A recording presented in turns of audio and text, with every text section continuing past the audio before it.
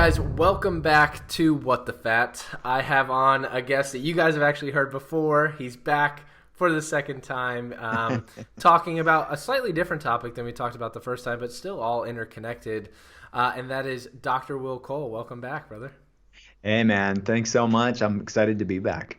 Oh, man, I'm excited because we're going to dive into a topic, and we were just talking a little bit about it briefly, but a topic that literally can apply to everyone. Like, it doesn't matter if you're young, old, you otherwise think you're healthy. Everyone deals with inflammation. So can you tell us a little bit about first off, what sparked your interest in this topic? Like, are you seeing this a lot in your patients? I know you work with a lot of patients. What sparked your interest in this topic in general?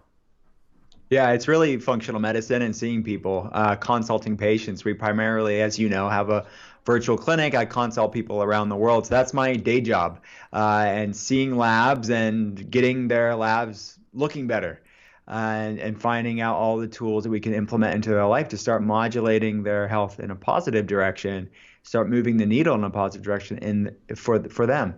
So inflammation is really the commonality between just about every health problem we face as a society today. So to talk about it is central to so many people. So let's start with this. What are some symptoms? Like people that, unless you're getting blood work, and we can talk about some of the blood markers that you look at in your patients, but what are some of the symptoms that if someone's at home right now and they're like, oh, like maybe I might have some inflammation going on. What are some of those things that you typically see? Yeah, because and that's really the central concept in the inflammation spectrum, because inflammation exists on a spectrum, and this is a concept that I talk about in Ketotarian in my first book. But with this book, I could have a deep dive into this concept that inflammation exists on a continuum. From one end, mild symptoms like fatigue and brain fog, anxiety, maybe some musculoskeletal tightness or soreness, and low-grade digestive problems. These are common things that you would expect to see. And then the other end of the spectrum is full-blown ICD-10 codes, like diagnosed with diabetes or autoimmune diseases, or there's so many, right? These are all inflammatory health problems. But even things that seemingly don't seem inflammatory to the layperson, like anxiety and depression and brain fog and fatigue, these are, research suggests they are inflammatory, or at least having an inflammatory component to them. And then there's everything in between on that inflammation spectrum. So this is really at the heart of what so much of our world is facing today. So we have to look at both sides of the coin. Our functional medicine terms are upstream and downstream. So inflammation is downstream to something, meaning something's causing the hyperinflammation, the chronic inflammation. But because the body is so brilliantly interconnected, downstream inflammation can perpetuate other problems. It can trigger genetic predispositions and cause a whole host of other problems, because inflammation in one area can cause inflammation in other areas of the body, and we're made up of cells. I don't know if people know that or not, but there are cellular membranes, and that can be oxidized or inflamed, and that can cause DNA genetic predispositions being triggered because of this sort of low-grade cellular inflammation that sadly so many people find themselves with. So one of the things a lot of people ask about is what are some of the markers you look for? What are some of, when you're testing people, you can see, and you see these things that are downstream. What are some of those markers that you look at? Like interleukin 6, what are some of those inflammatory markers people can look for? Some common labs, and I put a full list in the book so people can get the numbers, have a written copy, take it to their doctor, or have someone run them. And we run these labs for people around the world, but you don't need a functional medicine doctor to do that, because a lot of these are basic tests, like high sensitivity C-reactive protein. The optimal range in functional medicine, we want it under 1. Above that, the CDC, the American Heart Association, typically have these guidelines for increased risk for, they're looking at it from a cardiovascular standpoint. But a lot of things can spike CRP, any sort of state of inflammation. And remember, inflammation is a product of the immune system. It's not inherently bad. It fights viruses and bacteria. It's a good part in balance. It's the lack of balance that's causing so much problem. So it's this chronic, insidious inflammation that's going on here. So CRP is one of them. We want it under 1. Homocysteine is another way to gauge inflammation.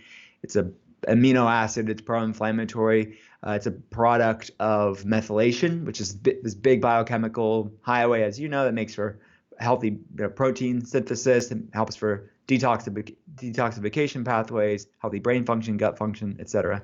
So we want homocysteine to be under 7. And ferritin is another way to gauge inflammation. It is a biomarker to gauge stored iron, but higher ferritin. And also you want to look at iron markers too to make sure it's not obviously hemochromatosis or stored iron, excess iron, but ferritin by itself elevated is an acute phase reactant. So in states of inflammation, ferritin can spike. It's also associated with insulin resistance, which is another sort of that vicious inflammatory component that many people with metabolic syndrome and diabetes find themselves with, which is inflammatory in part. So those are some basic tests that you can run. But then in functional medicine, we can go a bit deeper. We can run like microbiome tests to look at gut-centric inflammation, which is a problem for a lot of people because it's 75% of your immune system. So you're dealing with inflammatory issues, which is an immune-mediated issue. You have to look at where the predominance of the immune system resides, which is the gut. So looking at calprotectin and lysozyme, these biomarkers to gauge it gauge in a gut-centric immune response. And so you can get that from stool tests typically. And then we look at different genetic SNPs too. So looking at people that have methylation gene variants like the MTHFR and other gene SNPs like that are generally more prone to having these inflammatory issues and higher homocysteine levels, and genetically more prone to not so good at detoxing, which can raise inflammation levels. And then there's different cannabinoid gene SNPs too, which is interesting, that makes people more sensitive to foods like lectin sensitivities and these food reactions.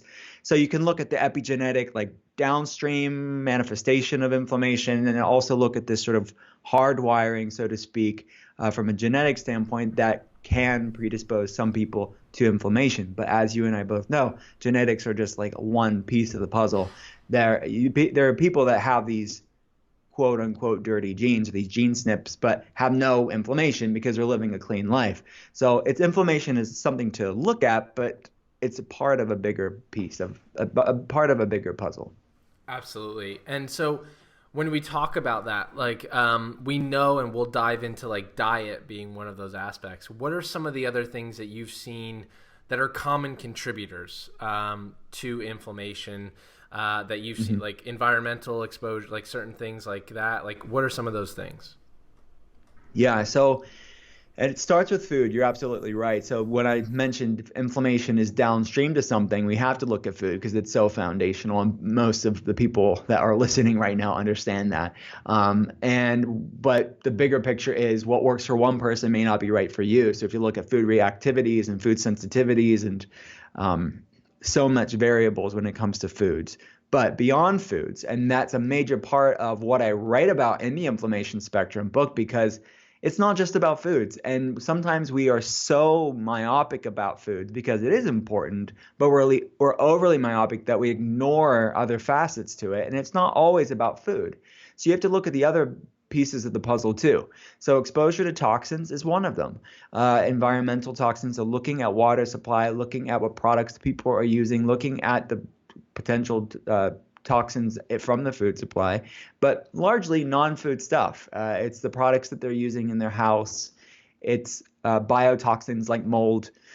These are definitely important things. Looking at heavy metals, exposure to those. I mean, you see what happened over the past couple of years in Flint, Michigan. It's not just going on in Flint, Michigan. It's going on in other cities and other areas around the United States and around the world. It's just not getting headlines yet. So we have to look at all of these exposures that create this immune stress and that causes this low-grade inflammatory storm. 100%. I couldn't agree more. And so when we talk about how to address this, so people identify we have certain inflammatory conditions, whether you're seeing the fatigue or you're getting tested out, you're doing high sensitivity C-reactive protein or whatever, some of those other markers that you mentioned. what are some of the things that you first instruct people to do with their diet? Like, what's step one? Like, step one, do this. Yeah, so step one, I would say, and how I advocate it in the book, is to find out where they're at on the inflammation spectrum, because not everybody has to do the same things. And because the spectrum's so far reaching, the way I put it in the book is there are 7 main sections on the inflammation spectrum, and that's the different systems of the body. And another word for functional medicine is systems medicine. So we're looking at these systems of the body, like the brain, like the gut, like hormones, looking at your detox system, looking at your musculoskeletal system, and where are you, like, which areas are the most problematic for you, and then how high is your score. So I put the inflammation spectrum like quiz in there that's adapted from just questions that I ask patients with intake and taking a comprehensive health history, so people can find out where they're at and what their own specific issues are. Because if people aren't in healthcare like you and I, if they're not like really thinking about this stuff, most people aren't that in tune with their body to even really know what's originating. They just know they don't feel good. And there's obviously a growing amount of well-informed people, and they're very educated and erudite when it comes to the blogosphere and the podcasts and all that good stuff. But there's a lot of people that don't really know. So I think they should take an intake of, like, for themselves, to take just some subjective information in on what may be going on in their case. And then depending on where they're at on the spectrum and what specific areas, I put different toolboxes for people that, again, are adapted from just me seeing patients and what works and what doesn't work. So let's just say there's a higher brain score on the quiz. I brought in some brain tools that, like adaptogenic herbs and foods to focus on, MCT oil, things to start improving cognitive function and lowering the neuroinflammation in that case. And then so on and so forth. If other, like, hormones are higher, then you have a hormone toolbox. So I would say using things in functional medicine, using things in wellness, foods, lifestyle changes, these are strong epigenetic modulators. They're strong influencers of inflammatory cascades. So, but not everybody needs all of them. There's so much stuff out there, it can be disillusioning as to what the heck they should be doing. So I tried to boil it down to, like, okay, this, based on this algorithm, so to speak, based on this quiz score, you can see what the most relevant things are. So that's what I would say. And then lean into it and give it time, because these things didn't happen overnight. It's not going to be solved overnight. So it's definitely a journey, but it's a journey worth doing, because most of these health problems that I talked about, all these health issues that we deal with as a world, are largely reversible, improvable, overcomeable, at least supportable things, and can be dramatically improved with lifestyle changes. Certainly. Now, what's your favorite adaptogen? I'm curious. That's hard for me to pick. But if I had to pick, I would say holy basil or tulsi, which is like, tulsi is like it's Ayurvedic term. It's used in Ayurvedic medicine and in traditional Indian medicine. Holy basil, I love it. I actually I formulated this adaptogen for this company called Agent Natur, which is a natural skincare line, a beauty line. And I put holy basil because I love it so much to calm inflammation, but specifically help with the brain adrenal axis and kind of create sort of a calming effect in the body. I paired it with marine collagen, like wild-caught marine collagen, for the gut-brain axis there too. Just a clean protein source, with spirulina, and pearl, interestingly enough, is used in traditional Chinese medicine as an adaptogen as well.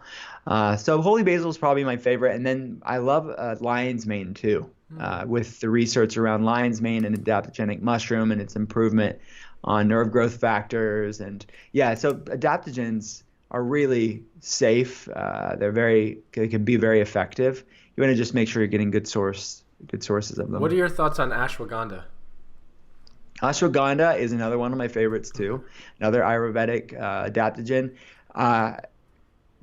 Yeah, so I think most people tolerate it very, very well. I like it.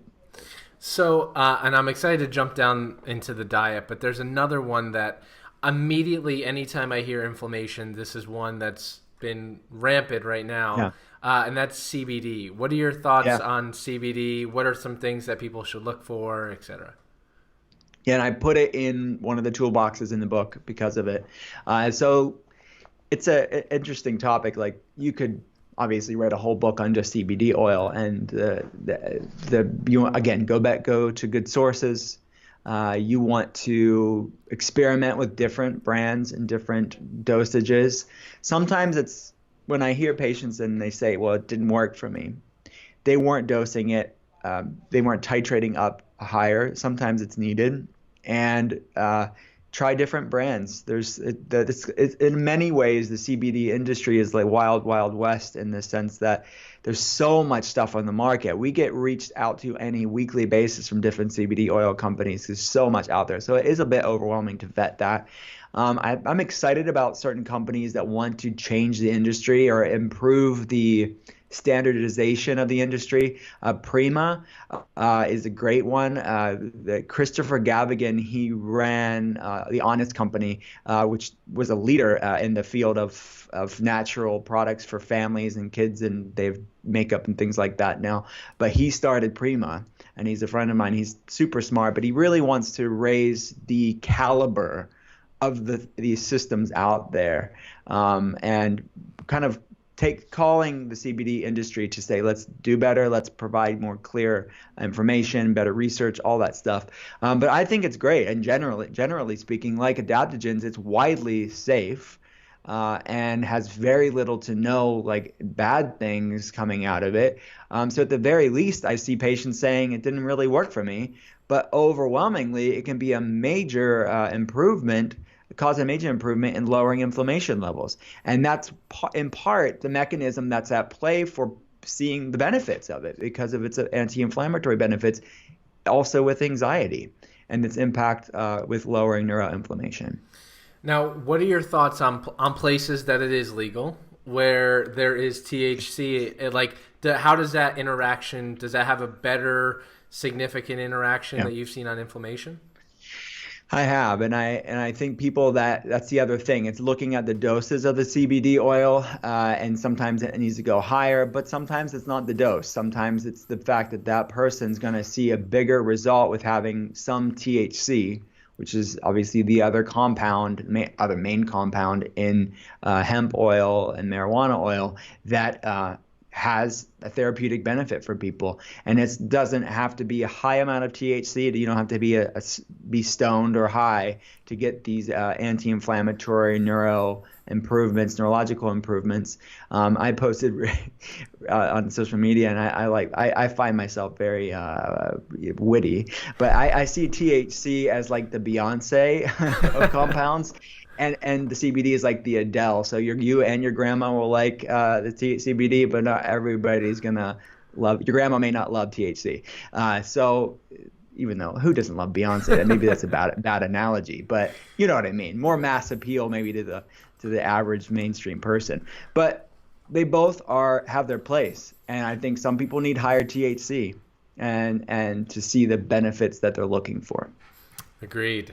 Now, what are your thoughts? So, diet-wise, what's some of the main triggers you see in inflammation? Like, what are some of those things that you're like, I'm seeing constantly these people who are testing and eating this, they're constantly seeing some inflammation. What are some of those things that you see?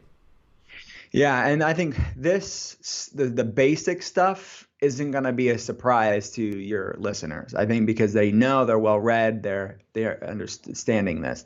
I would say grains, and for many reasons, from the protein standpoint, the lectins, the gluten, and all of those grain proteins, but also the grain sugars that will drive up inflammation too. Things that aren't grains that have added sugar. Dairy in many ways. Obviously, we know there's better varieties of dairies, looking at A2, casein, and the fermented dairies and the full fat and the grass-fed. There's way to mitigate that. But some people even have a problem with those more superior varieties. And inflammatory oils, high omega-6 oils, polyunsaturated fats that are more processed, like canola, soybean, these different industrial seed oils. So those would be the top four, or what I refer to in the book as the core four. And again, witty play on words. If you need a guy, I'm your guy when it comes to puns and play on words. And then the more expanded list, or what I call eliminate, with the number 8 instead of the ATE. I I'll love keep it. going if you need me to. There is nightshades, and I think there's a bigger topic of this, of alkaloids and looking at those cannabinoid genes, the methylation genes, SNPs. I think there's a higher rate of people with these compound sensitivities. Not everybody has them, so I do fine with ketchup. I love ketchup, but not everybody does well with nightshades. They're going to have flare-ups. So we're all different. So the goal of the book is to find out what your body loves and what your body hates. So I'm mentioning these foods, but they're not a problem for everybody. And legumes, same thing, lectins. Some people are more genetically sensitive. Some people have gut issues that make them more sensitive for a time while they'll heal their gut. And looking at mentioned nuts and seeds for the same reason, and looking at eggs. The albumin in the white can be a problem for some people. I do great with eggs, but maybe somebody else won't. And I want to teach in the book what forms of these foods can be better. Because soaking nuts and seeds, soaking pressure cooking beans can mitigate that and make them more bioavailable, more digestible, less inflammatory. Eggs, the yolk is less inflammatory for many people, but duck eggs are also tend to be more tolerable for people. So it's looking at all these ways to get these foods into to make them more bioavailable, less reactive, less inflammatory. Love that.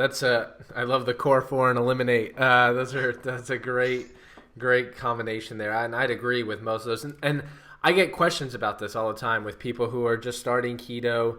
And I want to dive into one of them because I know you talk a lot about it and I know you mention a lot in the book, but the dairy one, I get that question all the time because some people, I think there are some benefits to dairy. There's immunoglobulins that, like, if you can tolerate it, that's great. But there's a lot of people who are sensitive to dairy.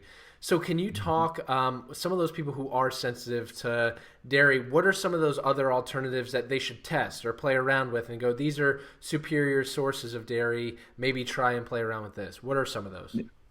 Yeah, so what I recommend in the book and what I recommend for patients is typically if they think that's an issue or if it makes sense in context with their health history, or if they take the quiz, they can kind of see if it may or may not be an issue. But I would say go off of it no matter what. Go off of it for a time. So, and then try reintroducing these one by one, starting with the ones that are less likely to be problematic, and then going to the ones that are most likely to, the ending or finishing with the ones that are most likely problematic, spacing them out, doing a proper reintroduction. I think that still is the gold standard. There are labs that we can run in functional medicine that are good pointers too, and give some objective data. So looking at food reactivity panels and getting the proper ones, not these just general ones that are out there that are a waste of money. But I think that when it's clinically appropriate, running these food reactivity labs can be illuminating. But dairy, the better forms of it is going to be the fermented dairies, grass-fed, full fat, specifically the A2 varieties. So there's two different subtypes of casein, beta A1, beta A2. A2 is, from an ancestral health perspective, the OG casein. It's been around for a while. So there's more in alignment with our genetics, which haven't changed in 10,000 years. But the A1 casein, a little bit more newer from a human history standpoint. So this is what researchers are looking at as sort of at least a component as to why we see the epidemic rise of these inflammatory health problems, because of this mismatch between genetics and epigenetics. So our genetics in many ways are living in this brave new world, and food supply is one of them. And it's the way that we've crossbred cows has changed very dramatically over a very short period of time relative to human history. So, and then there's the overconsumption of it, and there's other variables to consider. But yeah, so looking at those like kefirs or kefirs, depending on who you talk to, cheeses and yogurts, I find that those to be more tolerable because the fermentation helps some of that digestibility as well. And then getting the A2, predominantly these A2 sources, it makes it even better. Those are great tips. And that's what I tell everyone all the time is you need to play around with it. Try more fermented dairy than your traditional dairy. And those are really, really great points. You touched on a little bit, like one of the benefits, or like you said, is like reintroduce these things, like slowly reintroduce them. You'll notice very early on, like for me, one of the things that I don't do really well with is like prebiotic fibers. So like inulin and chicory root, like I get bloated like really, really big from those. And they're in a lot of bars and snacks and keto snacks and things like that. Yeah. But like I've noted that. And like, so I just try and stay away from those. Now, right now there's a huge craze. And I think we talked a little bit about this last time with carnivore and plant-based approaches. But now like there's a carnivore, which is in essence an elimination diet, and then there's plant-based elimination approaches. What are some of the pros and cons you see to each one of those, and like how do you approach that with clients?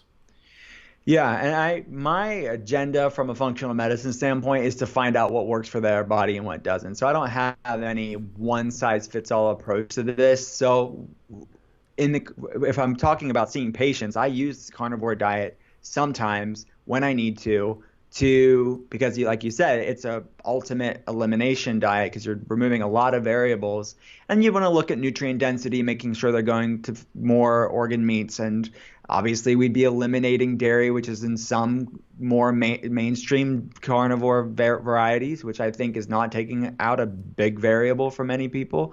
And then same with eggs. So it's going to be a stricter protocol to be more nutrient dense, but also removing eggs and dairy for a time until you reintroduce them. So definitely is not going to be so sustainable for a lot of people. But it's definitely a tool that we use in our clinic when it's clinically relevant, without a doubt. But the goal is to heal your gut, lower the inflammation, so you can start to reintroduce it, because that's not going to appeal for many people for very long, especially without a dairy and eggs. But you can start to see when you start down-regulating things and getting the body to chill out a little bit, what's working, what's not working for them. And then when you transition back into foods, we start with pureed, lower FODMAP, which is fermentable sugars, cooked in broths and stews, bone broth stocks and things like that, and slowly phase things in, giving your body a time. Because it's important to remember, when you're going off of whole food groups for a while, your microbiome is going to be shifted.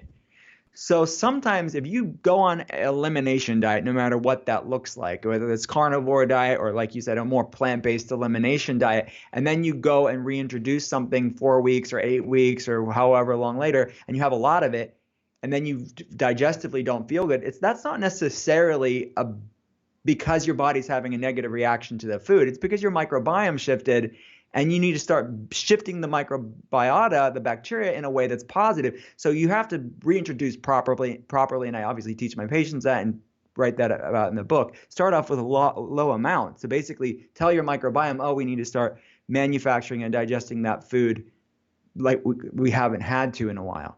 So that applies to anything, even grains.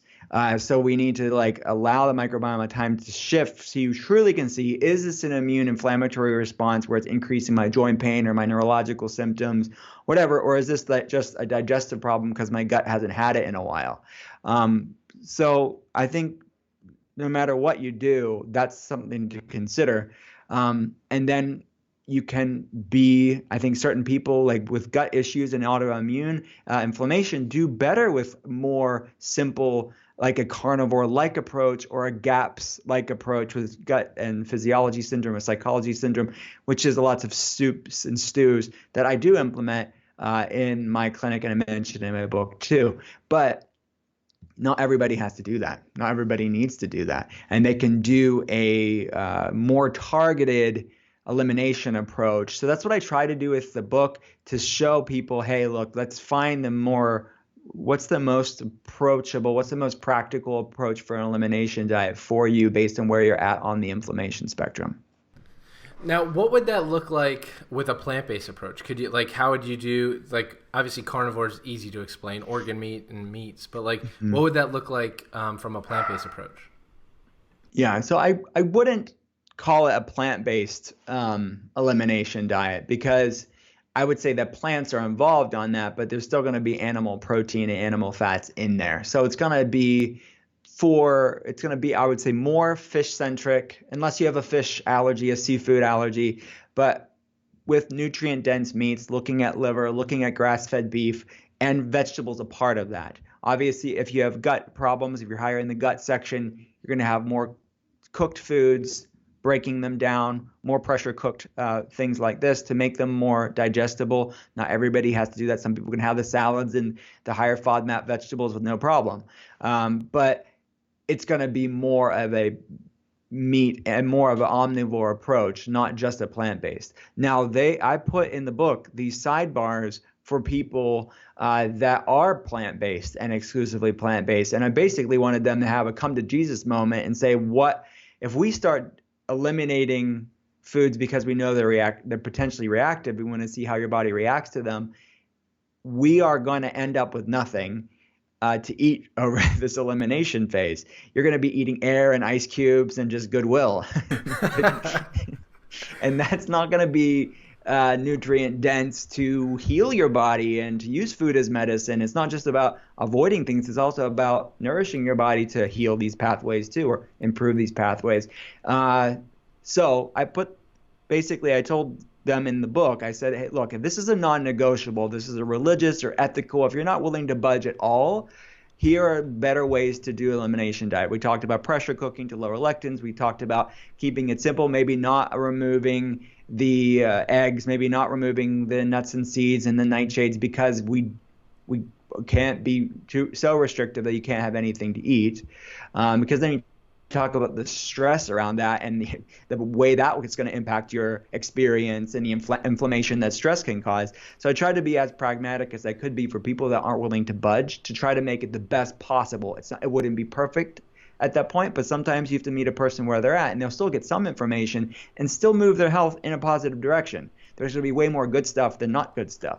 But for people that just don't want to be better but want to be optimal, I talked about ways where you still can be predominantly plant-based, but you're going to have some fish and some pescatarian options, and the other examples too, where they can make this work for them. They can get the clearest information about what their body loves and hates, but still stay true to maybe where they feel the best at, or what they prefer on an emotional, mental basis of being more plant-based. I love that. And I just wanted to say huge kudos to you, because anytime I ever get questions about a plant-based ketogenic diet, like, I always recommend you and your book and your resources. Thanks, because honestly, like, I love, like, you're so progressive in your thinking. I think a lot of times people get locked in their hole, and I see this now. Fortunately, I know there's a lot of people in the carnivore space, and I think they're doing incredible work, but they get so hyper focused. But like, you're like, hey, here's an option for plant-based, but I also understand limitations and understand, hey, if you're going to be going through this anti-inflammatory phase, here's some things. So I love how open you are and understanding, like, listen, what's going to work for your body is different than what's going to work for your body, and let's fix that. Let's figure out what that is. That's amazing. Thanks, man. One of the questions I have to ask, because my team told me they would be very upset with me if I didn't ask your thoughts on this, is right now I feel in the news and in the media, the Impossible Burger, Beyond Burger is getting a lot of attention. Now, specifically, we'll keep it specific to inflammation, and kind of your thoughts on that. Like what are your ingredient-wise with that burger? Yeah. What are some of your, like, hesitations? Like, do you see people who are plant-based, like, oh, now we have a burger option, but you're like, but it might have a lot of inflammatory aspects about it. What are your thoughts? Yeah, so I personally love, like, a black bean burger. Occasionally, I'll have it a couple times a year. I don't mean I have it, like, on a regular basis, but I, like, enjoy it with, like, some hot sauce, and, like, I can get behind that. And I love regular grass-fed burgers too. But so I wanted to give the Impossible Burger and Beyond Burger a chance on concept. Then I looked at the ingredients, and it's like, wow, this is a lot of variables, a lot of isolates, a lot of compounds that you're like, okay, this is verging on Frankenfood in many ways. But I still wanted to try it and experiment with it and see what it tasted like, see how I felt with it. personally, I had digestive problems when I ate it, and I didn't feel good on it. And so that paired with the ingredient list, I wouldn't say it's like a good choice. You want to go to more of the unadulterated version. So there's like a black bean burger may have some crap in it, but it's not going to be as adulterated as these foods that are like mimicking bleeding and like actually wanting so badly to look just like a burger. To the end of their efforts, they've made this thing that looks like a burger. I wouldn't say it doesn't taste like a burger. It doesn't have the best taste. And again, I would move beyond the taste. If it was like great ingredients. I eat things all the time that I don't love taste-wise, but I do it because it's good for me. But yeah, so that's my thoughts on it. I will give them kudos. I think it's the Impossible Burger that they went gluten-free. So I like that effort, because that to me never made sense to me, why you'd be going to all these degrees of like making this food for the health conscious people but have gluten in it, when that's just a common thing that most people are avoiding if they're even semi health conscious. So I like that they went gluten free. So if I tried to give the one positive note, I'd say that. I love it. That's a great explanation. And I love you touched on something that I think is one of the most important pieces, not only when you're talking about carnivore, when you're talking about keto, when you're talking about switching your diet at all, is that your microbiome shifts. And I think I see this a lot, and I'm not trying to pick on the carnivore community, but I think a lot of times like you'll go on a certain phase, maybe 4 to 8 weeks, and then you reintroduce a food and you're like, oh, I knew it. Like I knew the avocados caused inflammation. It's like, well, maybe it's not the avocado. Like your microbiome has shifted, but that's anything, right? And I think there's studies even with a ketogenic diet, and this is what non-keto supporters will talk about, is like, oh, it destroys your gut microbiome. Well, it depends on what you define as destroy. No, it alters your gut microbiome. Like, is that necessarily a bad thing? Like, there's so much to be discovered about the gut microbiome still. So one of the things I want to ask you with that is, what are your thoughts on probiotics? Like how do you phase those in? Are you like, hey, I'd rather blitz it? Because I know there's some people who are like, hey, take a probiotic every day, versus people who are like, no, have 10 billion for 7 days and just overload it. Like, what are your thoughts? So sometimes with patients that are in active flares, like inflammatory bowel issues with Crohn's or ulcerative colitis, sometimes we do use higher amounts of those colony-forming units, even upwards of 100 billion colony-forming units for a time. And then we bring it down from there, and we've seen that it can shorten that duration of that active flare. That's not always needed, certainly. And then there are some people that I have rotating probiotics just to get some bacterial diversity there and exposure to different colonies. And there are patients that I don't have take probiotics and just have them focus on more fermented foods and fiber from plant foods that help produce healthy microbiome from a prebiotic standpoint too. So I don't necessarily think everybody needs to be on a probiotic all the time. And probiotics are an interesting thing. When you look at the mechanisms at play, they're less like grass seed, right? We like to think of them as like, I'm putting the bacteria in and they're populating like grass seed. They're more like, instructors of the microbiome economy. They're like little, that's how I see them at least. So they modulate the microbiome in a positive way. But research shows when you stop taking them, your benefits come down. So it's not like grass seed in that way. So I think getting some probiotics for a lot of people can be beneficial. And obviously food is primary here. So looking at a variety of plant foods, which carnivore people love that idea, I'm sure. But you can get a variety of microbes from plant foods. It's shown in the studies to do that. And fermented foods. There are caveats for that, obviously. We know that like the Hadza tribe in Tanzania, they had good bacterial diversity in the months where they were having less plant foods. But again, you're looking at more raw meats, more like things like this to still get that diversity from the bacteria.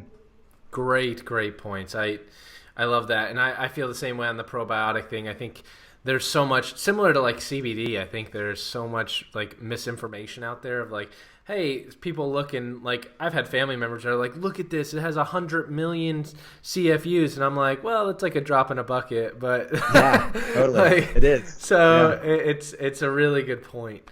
I want to, like, if you were to have someone coming out and say they didn't have their hands on your book, so they couldn't go through everything yet, but if you had to say your core four tips for lowering inflammation for anything, like sleep, getting sunlight, whatever it may, like, what are some of those things, like if you had to say your top 4 things for just lowering overall inflammation, what would those be?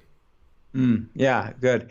So with that said, just so I can give it a little bit of a plug, if they don't want to get the book, I have that quiz that I keep talking about on drwillcole.com. So they don't even need to buy the book. The quiz is just there for free if someone wants to take the quiz at drwillcole.com. But the 4 things that I would say just right out of the gate, pretty much any human being on the face of the earth could benefit from, I would say sleep is a great point to bring up. I think it's a major problem. I talk about it in sort of the non-food inflamer section of the book because it is so much seen in our rat race, I'll sleep when I'm dead society, that it's not a luxury. This is a mandate for our health. This is a necessity. And we have a major sleep deficiency in our culture where people are not sleeping well. They're staying up too late, staring at screens.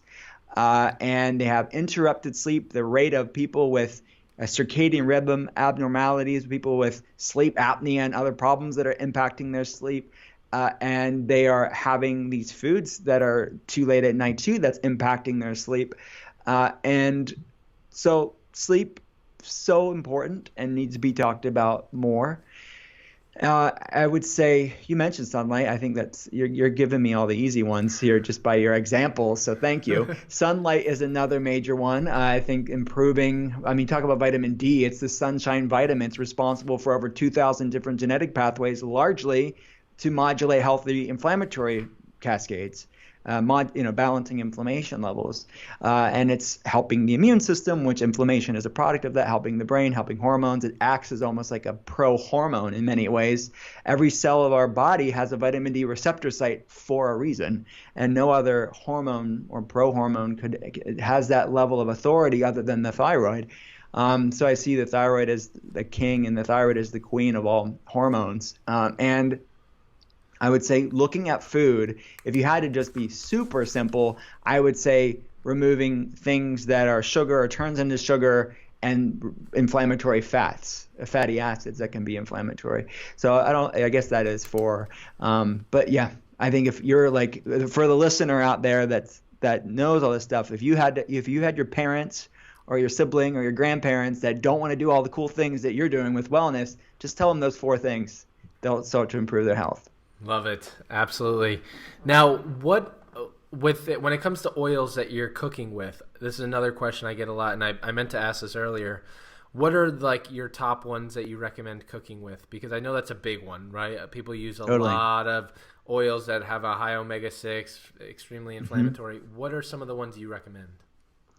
So, and this is that conversation that the paleo community we had years ago, them, I think, overgeneralizing things and saying cook with saturated fats, don't cook with monounsaturated fats, and they were just lumping that simple. And in a way, it made it easier for the layperson to just, if it's butter or ghee or lard, cook with it. If it's olive oil, avocado, don't cook with it, use it as a salad dressing. So that's a very simplistic perspective on it.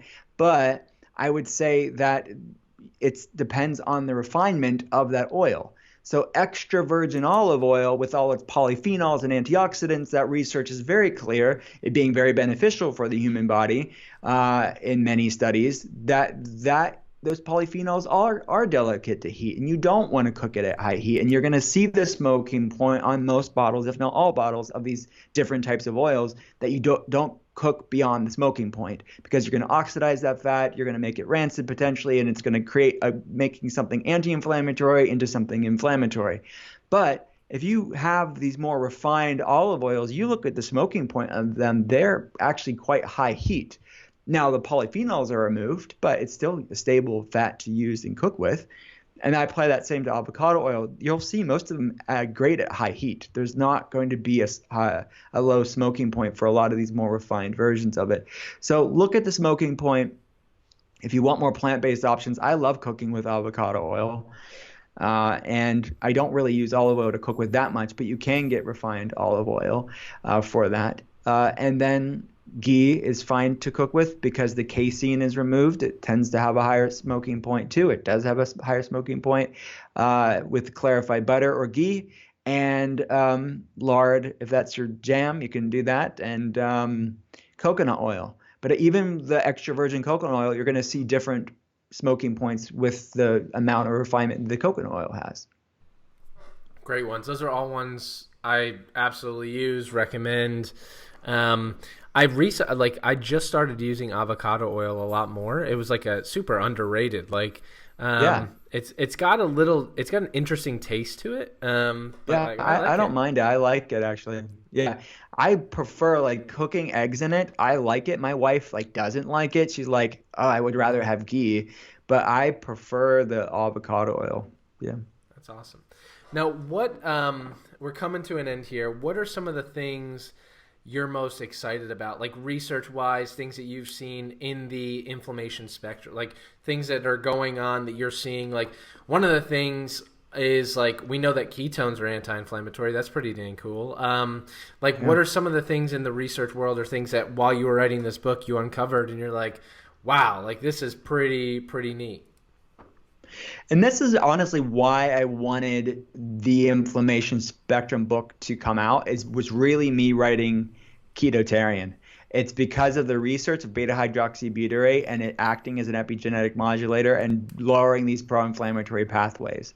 So the fact that our body can naturally make this compound that works on these pro-inflammatory pathways is pretty cool. The NF-kappa B, lowering the COX-2, these pro-inflammatory pathways, lowering the NLRP3 inflammasome, all the stuff your body does in ketosis. So it really was my research in Ketotarian that wanted to make the inflammation spectrum be so focused on this concept of the inflammation spectrum because of the awesome things that we can know just from the foods we're eating and the foods we're not eating, lifestyle tools that you can really start to move inflammation in a balanced way. Because again, like we said, inflammation isn't inherently bad. We just want to modulate these pathways in a balanced way. And that to me is what I'm most excited about because obviously I've just been immersed in it over the past couple of years. And even longer seeing patients, but specifically with the research on these books, it's been exciting for me. And I'm fascinated about autophagy. I think and that's part of the conversation in both books too. But cellular recycling and cellular renewal and sort of the anti-aging, which I know you geek out about this stuff too. I think that to me is also really exciting. The fact that fasting and ketosis can do that, and many plant compounds and natural medicine, herbs can help to do that too. So I would say autophagy and anti-inflammatory and beta-hydroxybutyrate, those to me what I'm most excited about right now. Love it. Those are all exciting topics. And like we said earlier, I mean, inflammation's at the root of a lot of conditions that we face in today's society. Yeah. And I love that you're really tackling this topic and addressing it. So with that being said, October 15th, the inflammation spectrum, what can people, I mean, we basically gave a great outline of what's in there, but is there anything, are there recipes, are there things in there that are hey, these are lower inflammatory recipes? What are some other things people can expect in the book? Yeah, so there are recipes, there is a meal plan. So they have tons of ideas of how to do the inflammation spectrum plan in there, depending on their quiz score. There's different plans and different toolboxes based on their quiz score. That's people will like that, and I think people will like the ethos that's woven throughout the book because this is, yes, it's a science-y book. Yes, it's a functional medicine and it's a wellness book. It's a food book, but I can't talk about this stuff without talking about the mindfulness approach to wellness. And I think we probably talked about it on our first episode together, but this I think over obsession about foods in a negative way, it works for the biohacker. They can handle this information and they can digest it, no pun intended, but they can use it in their life without stressing them out. And then you have a lot of lay people that it's this amount of information, and especially when you're talking about carnivore and vegetables and fibers and lectins and FODMAPs and all these crazy stuff, this is creating an epidemic of orthorexia and disordered eating. And people are having stress and anxiety and shame and obsession about vegetables and other foods too, not just about vegetables, but a lot of stuff. So people are, and I put it all through the book of just, hey, this is not about restriction or dieting or obsessing about foods. This is about really loving your body enough to feed it good things. And this is about food clarity and food peace, to know what your body loves and hates. So it's not about restricting or punishing your body with another diet. This is really about self-care being a form of self-respect, and start to maybe making some people aware of this epidemic of orthorexia, which is, again, this fear and anxiety and stress about healthy eating, that I think we need to be talking more about. So that's going to be a curveball for people that are reading a book about inflammation, and I'm talking about that stuff. But stressing about food is inflammatory, and we need to have a better relationship with food, a healthy relationship with food, and a healthy relationship with our body, because it's creating these unintended consequences with this amount of information that we now have at our fingertips. Oh, man, I couldn't agree more. I see it all the time, especially in the keto world, and I try and help educate on that too. Like, listen, if you're going out and you're at a party or something with friends and you happen to slip up, don't beat yourself over the head over it for the next 14 days. Like, it's okay. Like you'll live another day. Like, I see it all the time, and you're right. We are creating this epidemic of orthorexia. So I love that you preach, like, hey, listen, it's about fueling your body with what it deserves, right? And so, if you always keep that in mind and stop focusing on, oh, I can't have this, and this. It's, no, I'm fueling it with this, and this, because this is what my body needs to flourish and grow. Incredible. So thanks. Where can people find it? Where will it be available? Where's it at? Well, it's on everywhere the books are sold, depending on when people are listening to it. It's on pre-order now. It'll be out October 15th. And everything's at drwillcole.com. They can get the links there. We have the quiz there. We have all the information there. And I'm really excited, too, because it's not about the book, but my clinic, we just launched these online group classes, so people can check that out. So I do one-on-one consults typically, but I'm super pumped. In addition to the book, I'm pumped about these online group classes because we're drop shipping the labs like that we've been talking about in this episode. So I can talk to 100 people at a time, and still, obviously, it's HIPAA compliant and people aren't sharing their health information. But I'm super geeked about that. So people can take this lab information about inflammation and hormones, et cetera, my goal is to make functional medicine more accessible, more affordable, more, to people around the world. That's incredible. That's a great idea. Amazing, man. So we'll post all those links, and the quiz you said is available at drwillcole.com. We'll definitely post that as well. Last question. I actually didn't ask you this on the first one, but it's something that I ask every guest now. Legacy. What's one thing or something that you want people to remember you for, right? So, like, when your time comes, you want people to go, you know what, Dr. Will Cole was, what is that? What is that?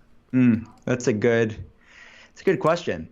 And being a dad, I actually think you think about your mortality more, I think, as a parent, and maybe it's just as we all age, we think about these things. But I would say my legacy is that I loved people and I loved God and I loved my family. That not necessarily in that order, but all together.